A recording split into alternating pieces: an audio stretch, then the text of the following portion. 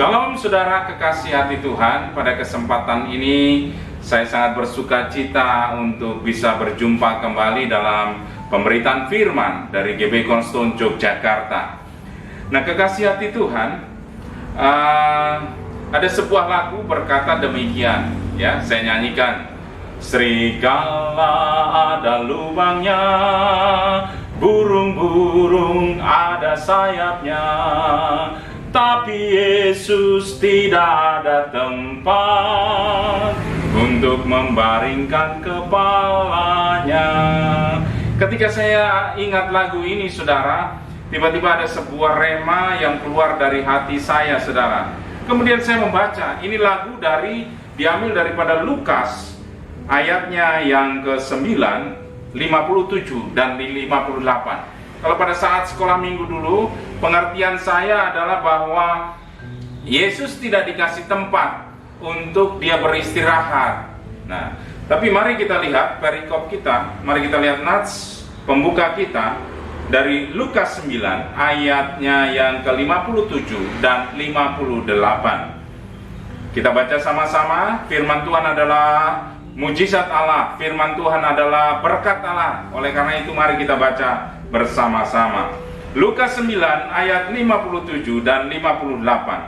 Ketika Yesus dan murid-muridnya melanjutkan perjalanan mereka, berkatalah seorang di tengah jalan kepada Yesus, "Aku akan mengikut engkau kemana saja engkau pergi." Yesus berkata kepadanya, "Serigala mempunyai liang dan burung mempunyai sarang, tetapi anak manusia tidak mempunyai tempat untuk meletakkan kepalanya." Nah kekasih hati Tuhan, setelah saya baca berulang-ulang, berdoa, minta pengertian daripada Roh Kudus, ayat ini kemudian melompat keluar dan ada dua pengertian utama.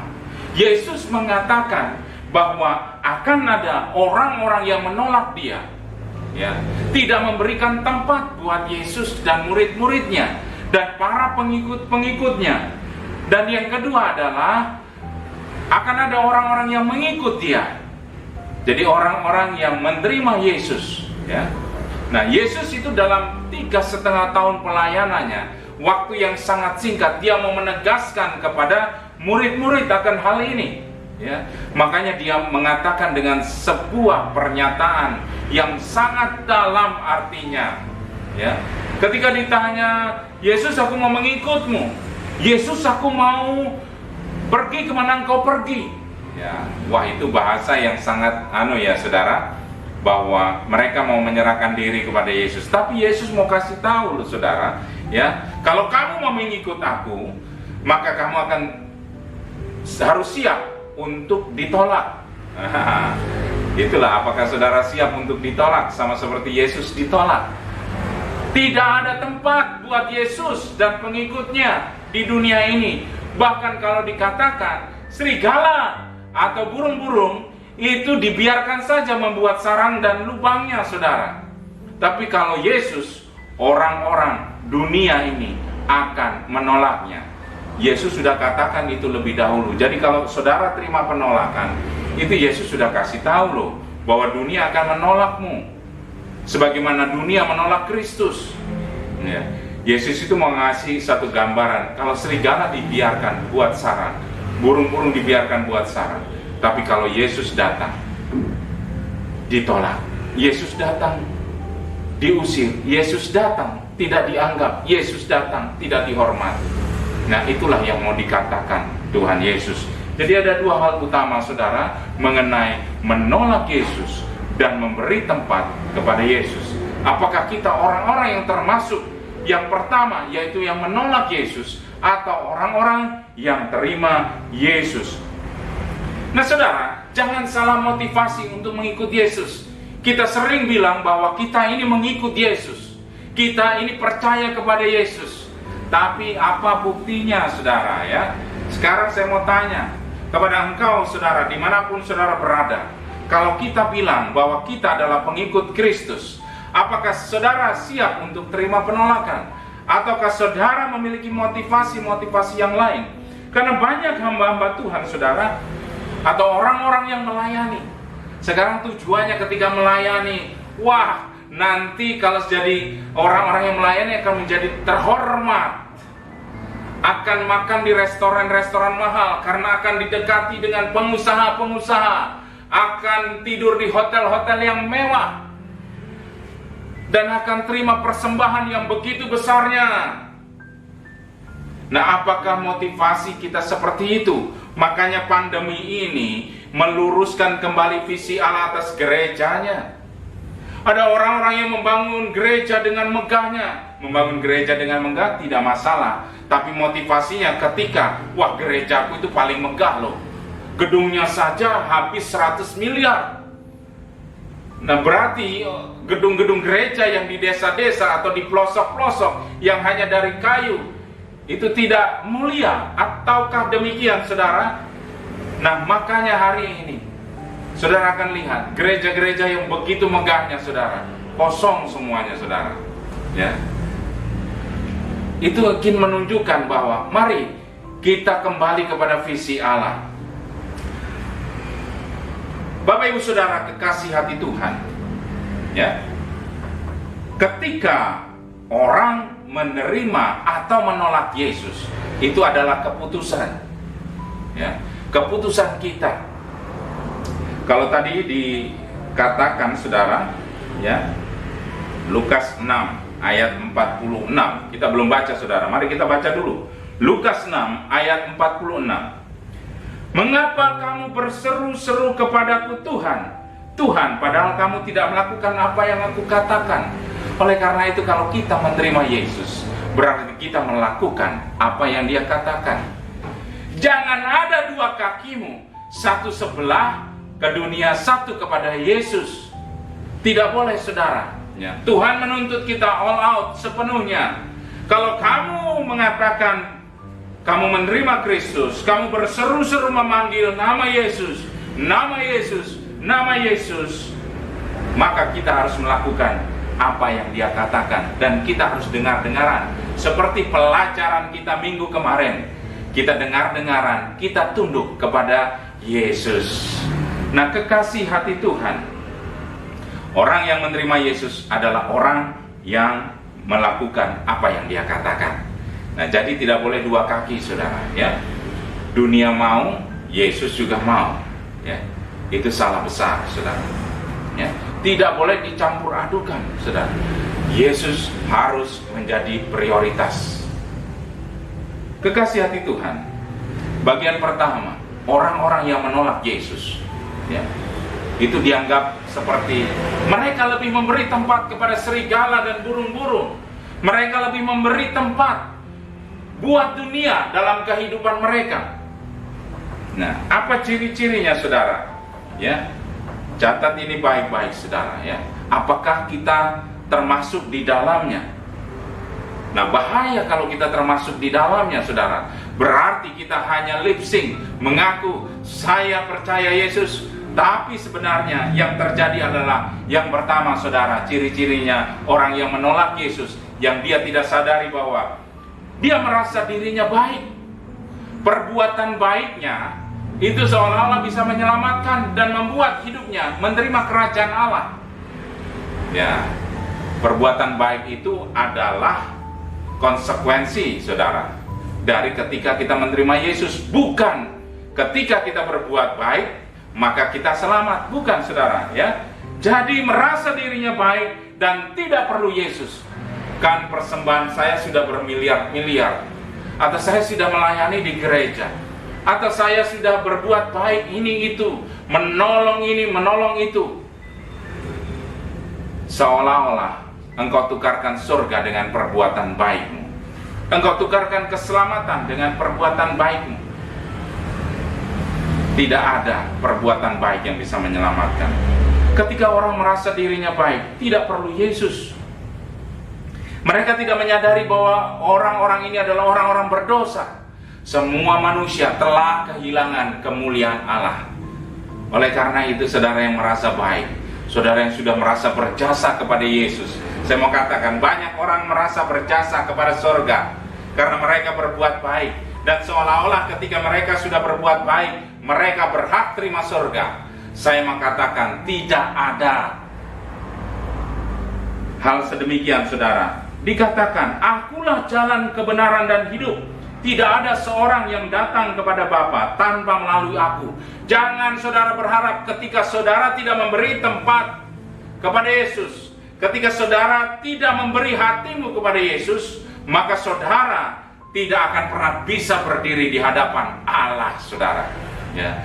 Ketika saudara tidak memberi hidupmu kepada Tuhan, ketika saudara menolak Yesus, apa yang terjadi? Firman ini berkata, akulah satu-satunya jalan keselamatan dan hidup, kebenaran dan hidup. Tidak ada yang bisa datang kepada Bapa tanpa Yesus. Kamu tidak akan pernah bisa berdiri di hadapan Allah, saudara. Ya, jadi jangan berharap saudara bisa terima surga kalau saudara tidak terima Yesus. Ya. Jangan merasa dirimu berjasa kepada surga. Perbuatan baik itu seperti kain kotor di hadapan Allah. Tidak ada apa-apanya. Sebenarnya saya mau katakan sebuah rahasia penting. Tanpa engkau pun Tuhan bisa melakukan kehendaknya. Jadi jangan pernah merasa berjasa kepada surga. Mari saudara, terima Yesus. Nah, itulah yang membuat kita bisa menerima kerajaan Allah. Jadi bukanlah perbuatan baik kita yang bisa menyebabkan kita menerima kerajaan Allah, tapi karena Dia sendiri yang datang buat setiap saya dan saudara. Ya, Dia mengubahkan saya dan saudara, membuat hidup kita menjadi baru. Oleh karena itu, saudara, orang-orang yang menolak Yesus adalah yang pertama, mereka yang merasa dirinya baik, mereka yang merasa berjasa kepada surga. Yang kedua, ya, ketika orang-orang ini adalah orang-orang yang menolak, orang yang merasa takut diberi sanksi oleh dunia, ya, sanksi sosial, ya, atau mengalami penganiayaan. Ya, banyak hari-hari ini, saudara, ya, orang-orang yang menyangkali Yesus, mereka yang kemudian meninggalkan Yesus karena sanksi-sanksi sosial. Kalau kita lihat, ya, banyak sekali artis-artis yang meninggalkan Yesus hanya untuk supaya mereka bisa diterima oleh dunia. Nah, itu menyedihkan, saudara, ya, menggadaikan Kristus hanya untuk kepentingan dunia. Takut ditolak oleh sanksi-sanksi sosial, takut dianiaya, ya. Dikatakan bahwa di dalam Yohanes 12 ayat 42 dan 43, ya, mereka tidak mau mengakui Kristus karena mereka lebih peduli kepada status mereka. Orang-orang Farisi itu terutama, saudara, ya, mereka merasa lebih terhormat. Saya kan orang Farisi, pemimpin-pemimpin Yahudi, masa sih saya harus terima Kristus? Ya, mereka tidak mengakui mujizat-mujizat yang dilakukan Kristus. Mereka dibutakan dengan yang namanya kepentingan-kepentingan dunia, ya. Sebab mereka lebih suka terima kemuliaan dari manusia. Nah, ini bahaya. Kalau kamu merasa, saudara lebih merasa senang dihormati oleh dunia, dihormati orang-orang, ya, itu namanya, saudara, roh agamawi melekat atas setiap kita, ya. Kekasih hati Tuhan, belajar dari orang Farisi ini. Mereka lebih mengutamakan kehormatan daripada Kristus. Nah, itulah orang-orang yang menolak Kristus, saudara, ya. Yang ketiga, saudara, adalah iming-iming dunia. Nah, bagi sebagian orang, hal yang ditawarkan dunia ini jauh lebih menarik daripada Kristus, saudara. Jadi dunia dianggap lebih menarik. Saya baru saja, saudara, datang untuk menengok satu sahabat saya, teman saya, yang dia baru saja menikah, usia 49 tahun. Selama hidupnya, saudara, dia mencari pasangan hidup yang seiman. Gak pernah ketemu, saudara. Yang datang itu adalah orang-orang yang tidak seiman. Pada pertama ketika masih muda, dia sangat idealis, ya. Dia merasa mempertahankan imannya. Gak akan aku tinggalkan Kristus hanya demi wanita. Berpuluh-puluh tahun tidak dapat. Akhirnya dia menyerah.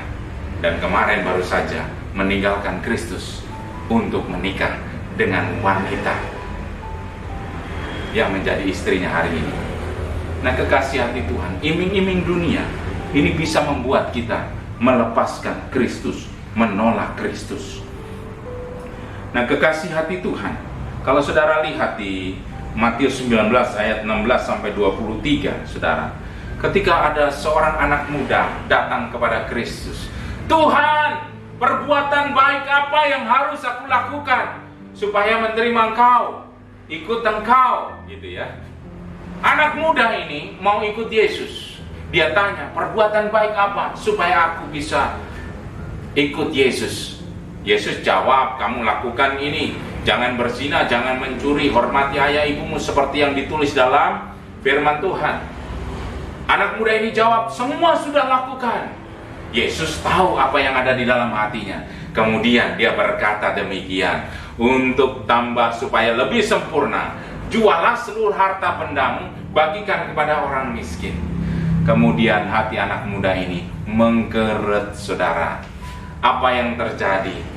Suruh jual, suruh bagikan kepada orang-orang miskin, nyarinya susah-susah. Nggak jadi.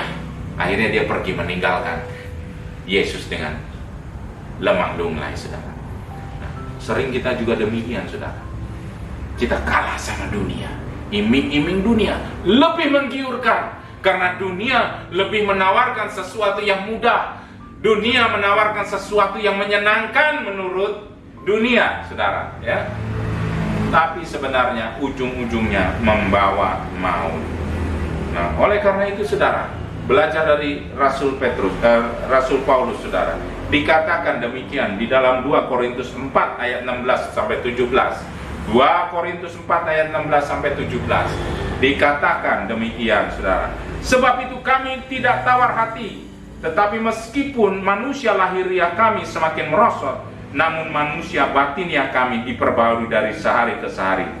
Sebab penderitaan ringan yang sekarang ini mengerjakan bagi kami kemuliaan kekal yang melebihi segala-galanya, jauh lebih besar dari penderitaan kami. Ketika Rasul Paulus merasa bahwa jasmaninya semakin turun, mungkin, saudara, dalam kehidupan kita hari-hari ini kita jadi lebih susah. Menurut dunia, tidak punya uang, tidak bisa beli mobil mewah, tidak bisa punya rumah yang bagus dan lain sebagainya, karena kita menjadi Kristen. Ya, saudara, banyak orang yang hari-hari ini mengalami tantangan, entah itu di dalam pekerjaan karena dia Kristen, dia susah naik pangkat, entah itu di dalam pertemanan karena dia Kristen, dia dikucilkan, entah itu dalam komunitas karena dia Kristen, dia tidak dianggap, entah itu di dalam organisasi apapun, saudara, karena dia Kristen, suaranya tidak pernah didengar. Ada, saudara, ya. Nah, kekasih hati Tuhan, Rasul Paulus katakan bahwa jasmaninya semakin merosot. Tapi, saudara, yang dia kejar bukan itu, ya. Manusia batiniahnya diperbaharui sehari ke sehari, semakin bertambah, semakin sempurna. Itu yang dirasakan Rasul Paulus. Sebab yang dia kejar bukanlah masalah duniawi, tapi yang dia kejar adalah upah surgawi, saudara. Sebab penderitaan ringan, dia menyatakan bahwa apa yang dialami itu penderitaan ringan. Bayangkan seorang Rasul Paulus yang nanti matinya adalah martir, saudara, dikatakan bahwa itu hanya penderitaan ringan. Penganiayaan di penjara itu cuma kecil, kata Rasul Paulus. Tapi apa yang dia katakan, yang dia kejar adalah kemuliaan kekal yang melebihi segala-galanya, jauh lebih besar daripada penderitaan kami. Jangan, saudara, tidak bertahan dalam ujian hari ini, karena yang kita kejar bukanlah perkara-perkara dunia, tapi kemuliaan yang melebihi apa yang kita alami hari ini.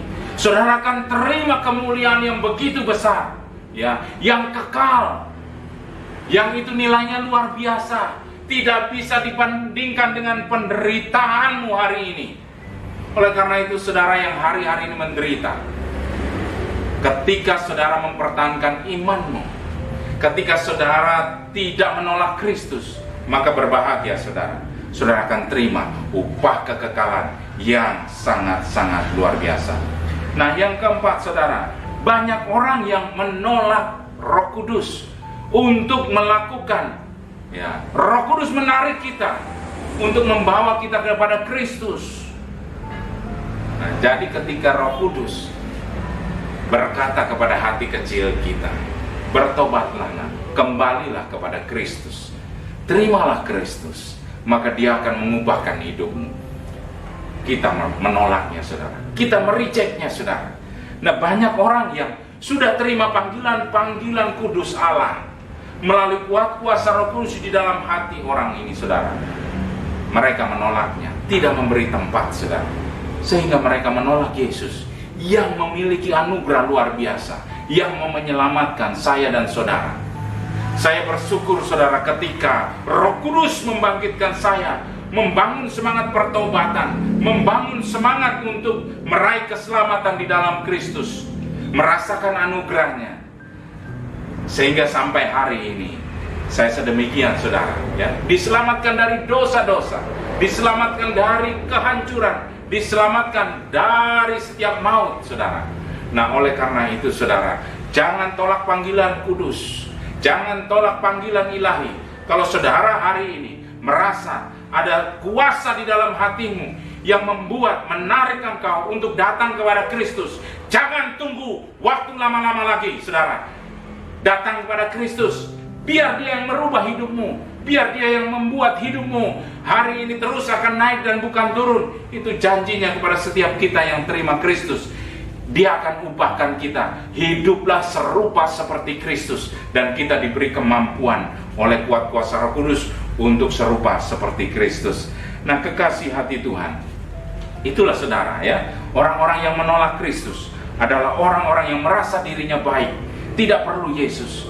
Dan orang-orang yang menolak Yesus adalah orang-orang yang takut akan sanksi di dunia, yang takut untuk ditolak oleh dunia. Dan yang ketiga, orang-orang yang tidak tahan uji, yang lebih suka akan iming-iming dunia yang menggiurkan. Yang keempat adalah orang-orang yang tidak meresponi panggilan-panggilan kudus daripada Allah itu sendiri untuk mengalami pertobatan. Nah, itulah yang membuat, ya, ciri-ciri orang yang menolak Yesus. Nah, sekarang bagaimana orang-orang yang menerima Yesus, saudara? Ya, dikatakan, saudara, akan ada orang-orang yang mengiring Yesus, akan ada orang-orang yang mengikut Yesus. Nah, orang-orang yang mengikut Yesus ini yang bagaimana, saudara?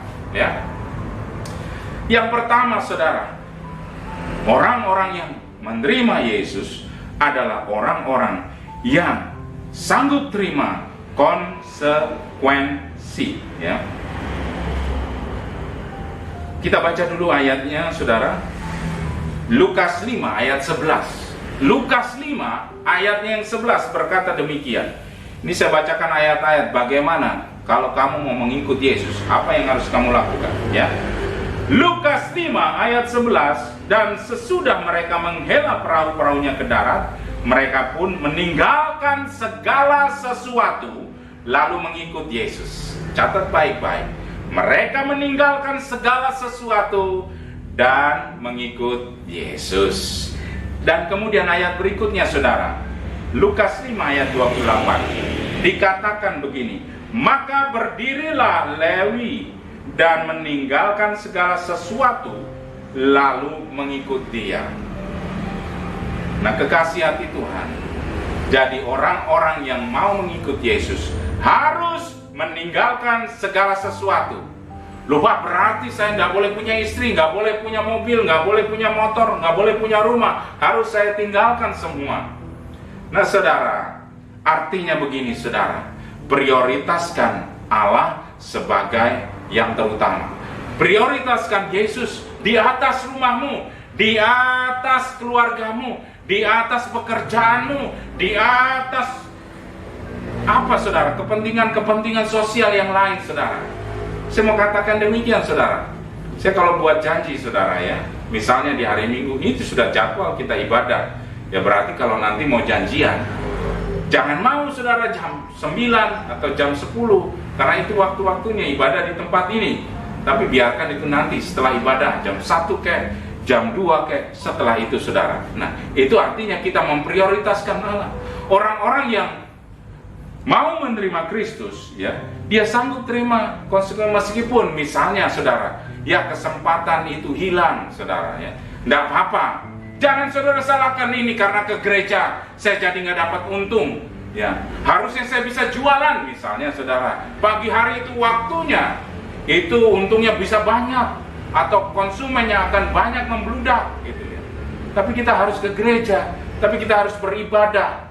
Saudara, berkat itu datangnya daripada Tuhan, saudara. Jadi bukanlah karena konsumen. Kalau saudara, konsumen tidak diperintahkan Allah untuk datang kepada kita, tidak akan pernah datang. Saya sering membuktikan, saudara, bagaimana ketika mungkin saya sedang berusaha, saya sedang pada waktu itu saya sedang berjualan, saudara, ya.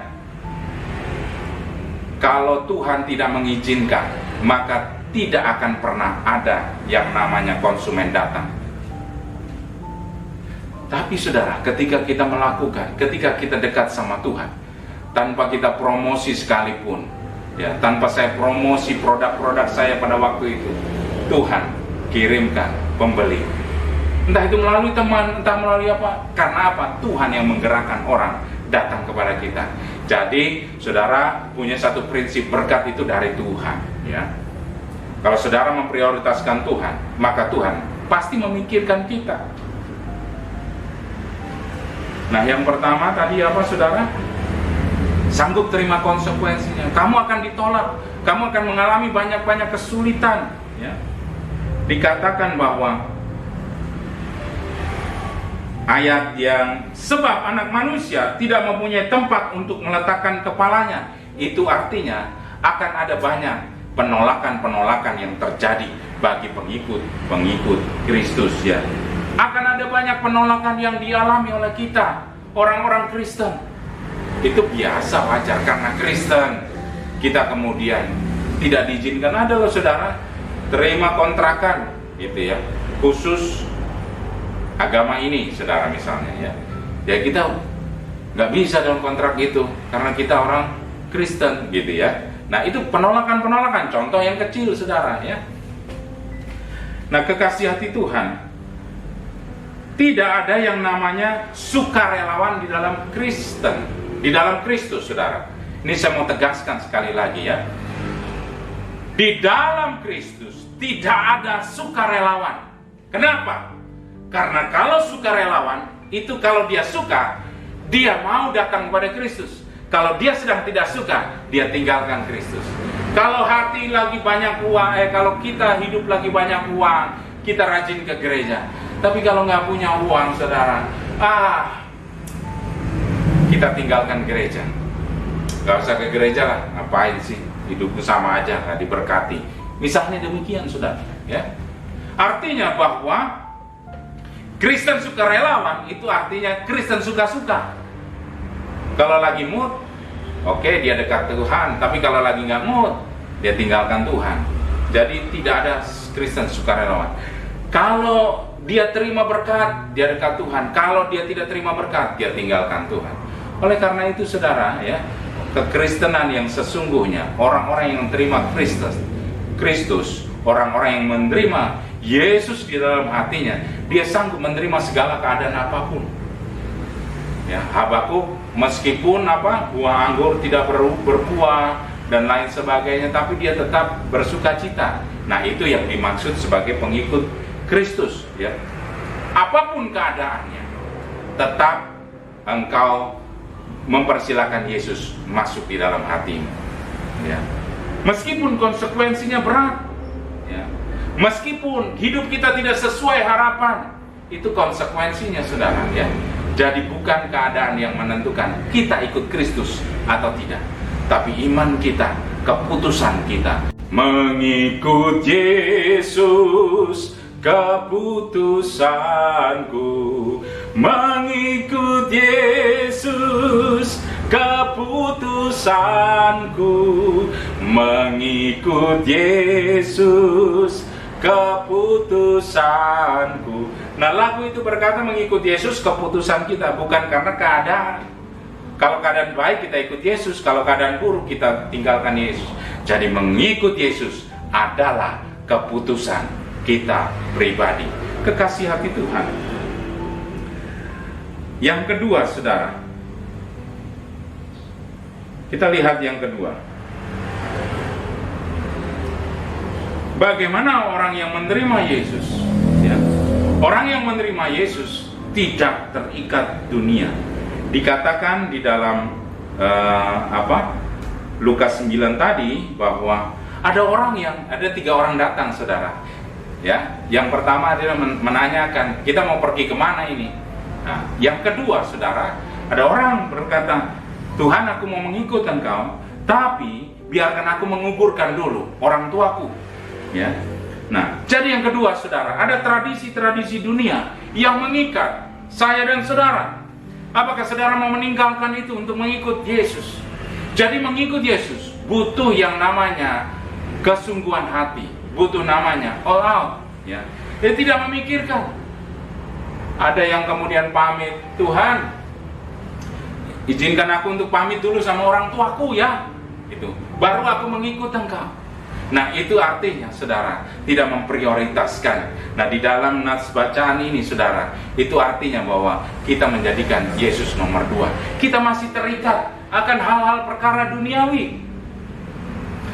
Banyak hari-hari ini, khususnya di Indonesia ya, kita banyak orang-orang Kristen yang masih terikat tradisi. Tradisi tidak apa-apa, saudara, tapi porsinya, apakah kita menempatkan Yesus di atas tradisi atau tradisi ada di atas Yesus? Harus pakai ritual ini dulu, harus pakai ritual itu dulu. Ya, saudara, kadang kita sinkritisme, mencampur adukan, saudara, ya, tradisi dengan ajaran Kristus. Nah, oleh karena itu nanti dibahas lebih lanjut mengenai tradisi dan Kristus, saudara, ya. Artinya orang-orang yang terima Kristus tidak terikat lagi akan perkara-perkara dunia. Ya. Butuh yang namanya sepenuh hati untuk kita mengikut Kristus dan melepaskan diri dari ikatan-ikatan dunia yang akan menghalangi kita ikut Yesus, ya. Jadi waktu kita ikut Yesus, ya, kita masih memikirkan hal-hal yang berbau-bau tradisi, berbau-bau dunia. Saya tidak mengatakan tradisi salah, tapi kalau menempatkan tradisi lebih utama daripada Kristus, itu yang salah. Ya. Jadi harus tempatkan sepenuh hati Kristus menjadi yang terutama. Yang ketiga, saudara, orang-orang yang membiarkan Yesus membaringkan kepalanya di dalam hati setiap orang-orang percaya, saudara, adalah orang-orang yang bersedia menyerahkan diri sepenuhnya kepada Kristus. Ya. Pengakuan mengikut Yesus berarti dia bersedia memberi hidupnya semuanya, waktu, tenaga, harta, pikirannya buat Tuhan. Nah, dikatakan di ayatnya selanjutnya, saudara, ya, dikatakan ibaratnya petani, saudara, yang membajak. Ia memfokuskan pandangannya pada tujuan. Ia tidak boleh menoleh ke belakang. Ketika membajak, saudara, membajak itu bagaimana sih? Kalau di sini kita pakai kerbau atau pakai traktor, ya. Nah, ketika membajak, dia tengok ke belakang. Akhirnya hasil bajakannya meliuk-liuk, saudara. Karena apa? Dia tengok ke belakang, saudara, sehingga goyang-goyang. Nah, mengikut Yesus butuh fokus, harus serahkan diri. Seperti seorang petani yang membajak sawahnya, dia harus arahkan pandangan ke depan, lurus, supaya hasil bajakannya bisa lurus, hasil galian tanahnya bisa lurus, tidak belok-belok karena dia fokus ke belakang, depan, belakang, depan, akhirnya belok-belok. Nah, itulah, saudara, ya, apakah hidup saya dan saudara hari ini sebagai orang-orang yang mempersilahkan Yesus ada bersama saya dan saudara, bersama kita, di dalam hati kita. Sungguh-sungguh, saudara, ini bukan sebuah apa yang namanya hanya kata-kata yang manis, saudara. Saya ingin bertanya, pertanyaan ini juga buat saya juga, ya, apakah kita benar-benar fokus membiarkan Yesus bekerja dalam hidup saya dan saudara? Atau yang kita lakukan adalah ketika kita kalah, kemudian baru kita datang kepada Yesus? Ataukah ketika kita sedang susah baru kita datang. Saudara, saya katakan, dalam segala hal libatkanlah Kristus. Biarkan dia ada.